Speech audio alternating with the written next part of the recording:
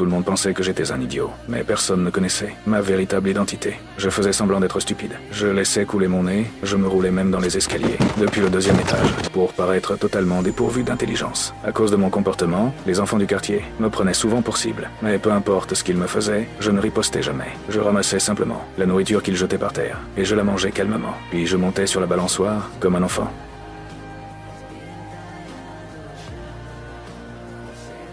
En réalité, j'étais un agent secret d'élite nord-coréen. Pour accomplir ma mission, en réalité, je vivais dans ce quartier. Sous couverture, je me faisais passer pour une personne déficiente, afin que personne ne soupçonne mon identité. Ma mère adoptive, qui prenait soin de moi, était toujours très gentille avec moi, mais elle ignorait totalement qui j'étais vraiment. Même en vivant sous ce déguisement, j'avais encore des sentiments. Je suis tombé amoureux d'une fille du quartier. Chaque fois que je la voyais, je la saluais poliment. Mais son grand frère apparaissait toujours pour me prévenir de rester loin d'elle. Un jour, pendant une mission, j'ai senti que quelqu'un approchait. Alors j'ai immédiatement repris mon rôle d'idiot. J'ai fait des gestes étranges et je me suis enfui vers le coin de la rue. Malheureusement,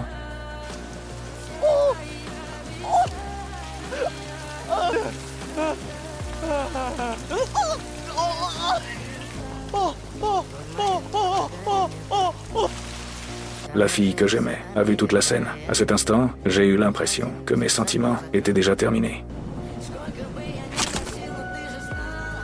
Avant même d'avoir commencé. Le lendemain, elle est passée devant moi, sans même me regarder. Quand son frère m'a vu, il m'a encore réprimandé. Je ne pouvais que rester là, silencieux. Peu après, le garçon qui me harcelait souvent est venu me demander de l'aide. Il m'a dit que son petit frère avait disparu. Au début, je ne voulais pas intervenir. Mais lorsqu'il m'a donné mon goûter préféré, j'ai finalement accepté de chercher avec lui. Pendant les recherches, j'ai découvert une flaque d'eau. Après l'avoir examinée, j'ai remarqué qu'elle était encore chaude. Cela signifiait que l'enfant disparu était peu être passé par ici.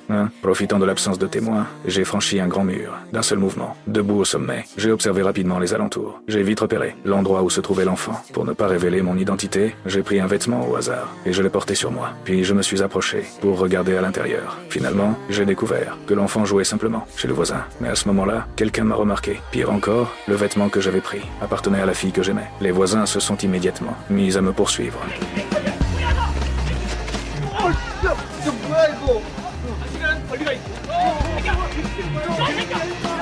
J'ai grimpé sur le toit et j'ai réussi à leur échapper. Pendant ce temps, l'oncle de la maison voisine a été considéré comme un héros. Tout le monde croyait que c'était lui qui avait retrouvé et sauvé l'enfant disparu.